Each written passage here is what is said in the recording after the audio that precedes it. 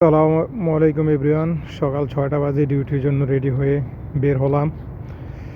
প্রবাসীর জীবনটা যে কতটুকু কষ্টের এক আল্লাহ পাক ছাড়া কেউ জানে না।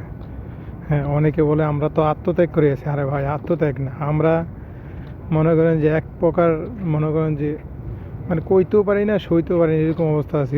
এসে দেখি আমার জন্য গাড়ি থামিয়ে থেমে রয়েছে, বুঝছেন। অনেকেই আমার মতন দেখেন, অনেকেই দাঁড়ায় রয়েছে, ওদেরও গাড়ি আসবে তাই দাঁড়িয়ে রয়েছে। উঠে পড়লাম গাড়িতে। গাড়িতে প্রচুর ঠান্ডা পড়তেছে, দেখেন এক একজন সোয়েটার পরে অবস্থা কাইল হয়ে আছে। সোয়েটার পরার পরও প্রচুর শীত।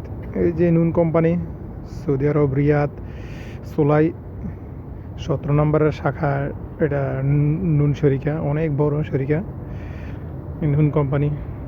প্রত্যেক দিন সকালে এই 6টা বাজে ভোর ঢাকার আগে এই একটা পিচ্ছে ফোলাও মনে হচ্ছে সৌদি আরব ভাই বলছে পাসপোর্টের মেয়াদ বাড়াইয়া। কীভাবে হয়? আমার দুই বন্ধু আসতেছে, আমিরুল ভাই আমাকে রাসেল, এই দেখেন হাত গ্লাভস পাও গ্লাভস সব কিছু পরে। হায় রে ঠান্ডা, হায় রে প্রবাসী, ওইটা লাভ নেই। সূর্য এখনও ওঠে নাই, আমরা উঠে গেছি। ড্রাইভার সাহেব টায়ারে হাওয়া দিয়ে নিচ্ছেন। এই যে রাসেল উঠে গেছে, রাসেলের কাপ কাপ করতেছে, কেন এত লেটে, এত তাড়াতাড়ি কেন চলে আসলাম। সব কিছু মিলিয়ে প্রবাসী জীবনে এই ছেলেটারে দেখেন, 16 বছরের ছেলে, পাসপোর্ট 21 বছর কইরা যে চলে আসে। আর চোখের ঘুম তো বইলা লাভে নাই, সবারই চোখে মুখে ঘুম। চলে আসলাম কোম্পানির সামনে।